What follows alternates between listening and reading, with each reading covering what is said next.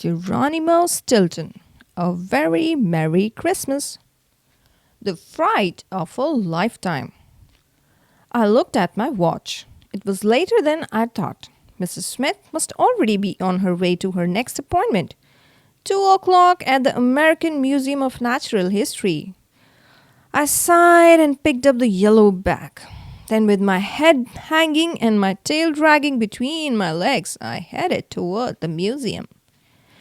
When I arrived, I realized I had a big problem. I didn't have any money for the entrance fee.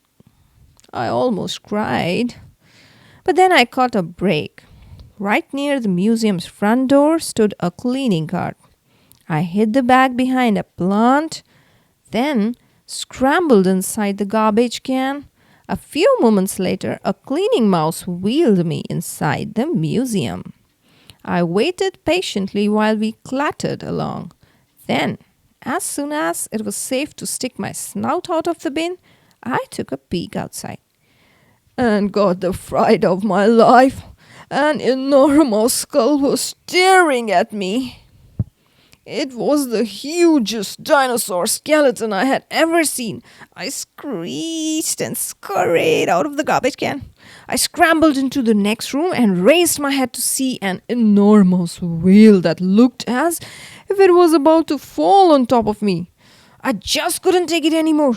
Not in my weakened, hungry state. I fainted. A member of the museum staff revived me with extra stinky smelling cheeses. "Are you okay, sir?" she asked. I nodded weakly. "Some mice do find our dinosaur bones and models whale a little overwhelming," she said kindly. Dinosaur bones? Model whale? Of course. This was a natural history museum after all. I should have realized they were not real. No sleep till the Brooklyn Bridge. I didn't know if I could go on. I was exhausted. But I couldn't give up now. I had to prove myself. If I didn't get those gifts back, Grandfather would never let me forget it. I retrieved the yellow bag and strode out of the museum with my snout held high. I checked the time. I could still make it to the next appointment if I hurried. I hailed a taxi and offered the driver my gold watch in exchange for a ride to the Brooklyn Bridge. "And step on it. I'm in a hurry," I told him. The cab driver took off like a cat burglar fleeing the scene of a crime. "Here we go," he shouted. I felt like I was trapped in a Rat Racer 3000 video game. After 10 minutes, I was as pale as death.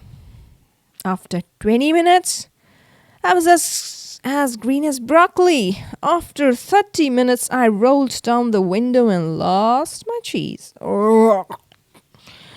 Thanks to the cabbie's crazy driving, we had already arrived at the Brooklyn Bridge. What a magnificent sight. It was the most beautiful bridge I had ever seen. It was easy to understand why it was so famous. As I headed toward the pedestrian path, I noticed the long steel cable supporting the bridge. It was terrifying. What if one of the support cables snaps? I thought, getting panicky. What if one of the pilings crumbles? What if a hurricane comes sweeping by? I couldn't take it anymore. I screamed at the top of my lungs, "Mrs. Smith, where are you?" All the rodents on the bridge stared at me disapprovingly. Fortunately for me, a big group of tourists arrived at that exact moment. Desperate to avoid the stares of everyone around me, I hustled into the middle of their group. I was so humiliated, I turned red from the tip of my snout to the end of my tail. In fact, I think I'd set a new world record for most embarrassing moments in a single day. Oh, how I wished I was back in my nice, cozy household, whatever, with a nice cup of hot cheese by my side.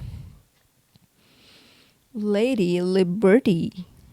For once on this awful day, I had a stroke of luck. The tourists were heading toward the ferry that sailed to the Statue of Liberty. That was where Mrs. Smith was heading for her next appointment. But of course, I still didn't have any money to pay my fare.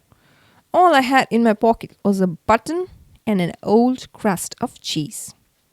So I went to the ferry's captain, a huge rodent with paws as big as a cat's, and told him I didn't have money for a ticket, but that I desperately needed to get to Liberty Island. The captain looked at me appraisingly. You don't, huh?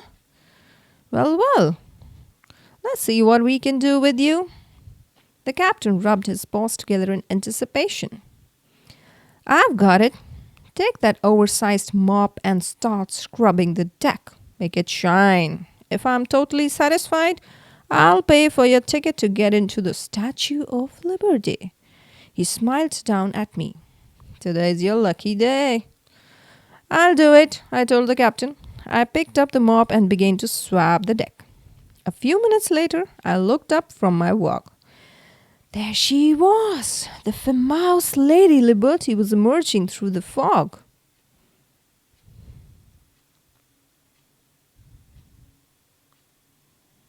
When I finished cleaning, the deck was as shiny as the top of another famous New York monument, the Chrysler Building.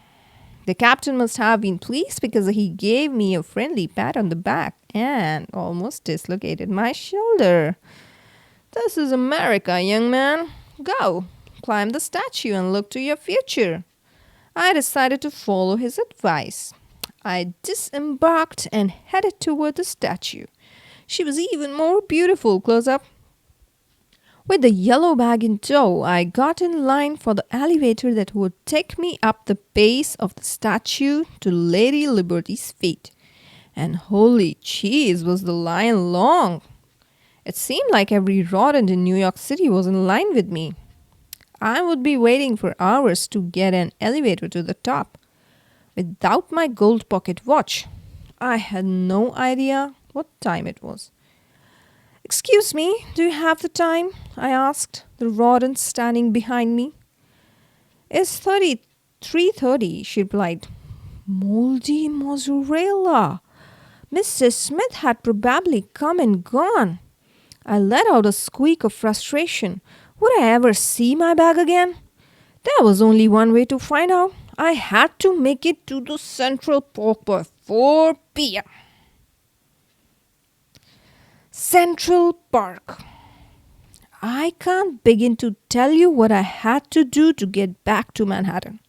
First, I had to scrub the deck of the ferry again. Then I slogged along through the wet, heavy snow. My paws were so sore, they looked like they'd gone through a cheese grater.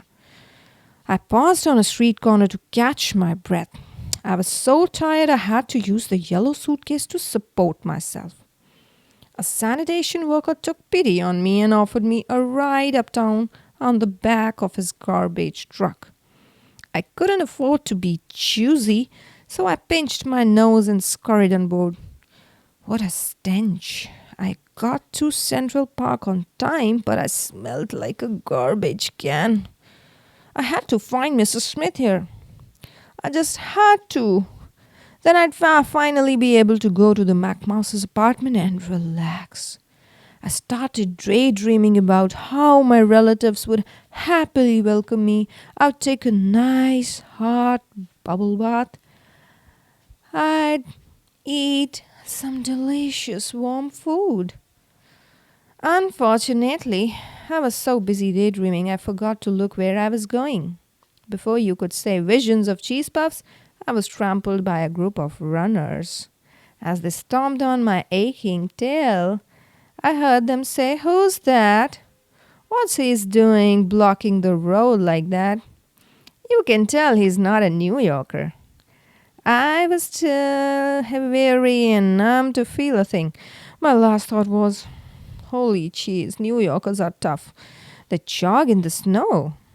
Then, for the second time that day, I fainted on the streets of New York. When I came to, I was all alone. It was getting dark. The paths in Central Park were deserted. I had lost my last chance to find Mrs. Smith. Dejected, depressed, and despondent, I aimlessly wandered the streets of New York. The city looked like a fairyland with Christmas lights everywhere, twinkling against a blanket of new snow. Rodents everywhere were shouting, "Merry Christmas!" Choirs of little mice went about merrily singing Christmas carols. Jingle bells, jingle bells. It seemed like there was a rodent dressed as Santa Claus on every corner. They rang bells and bellowed, "Merry Christmas! Happy holidays to all!" Everybody was happy. Everybody. Except me. Everyone was hurrying home to celebrate with their families. Everybody. Except me. Everybody had a place to go. Everybody. Except me. I'd never felt lonelier in my life. I found myself at a beautiful circle with a huge statue of Columbus at its center. At that moment, an idea struck me like a lightning bolt.